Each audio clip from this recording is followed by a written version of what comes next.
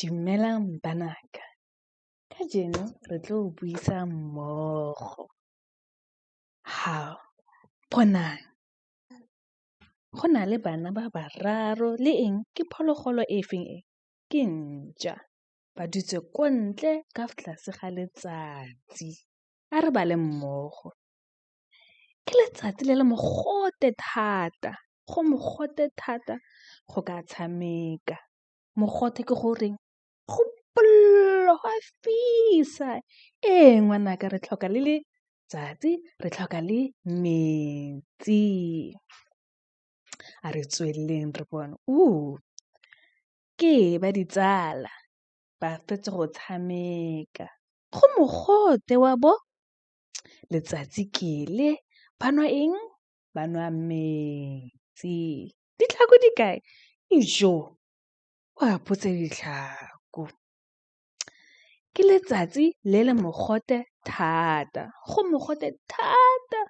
Go ka tshameka kgwele ya dinao. Ba e bitsa eng? Kgwele ya dinao. Ka leina le leng keng? Ba e bitsa soccer kgotsa football. A re boneng gape. Ba kwa ntle ba bo. Ba tshameka kae? Mo metsing. Le eng? Le ditlhapi. A re bale tse kae? 1, 2, 3, 4, 5. O nagana go na le tse dingwe? Ke nagana gore di teng. Ka fa tlase ka mo ka gonne di iphitlhile. Ke letsatsi le le mogote thata. A re tloleng mo letamong. Ba tshameka mo eng?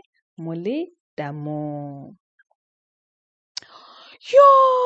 Nnyaa tlhe! Ke mang? Ke morutabana o a goa. Bona tlhapi ke e. Nnyaa tlhe! Go mogote ebile go tsiditsana. Re feditse banake. Re tla bonana nako engwe. Go siame akere?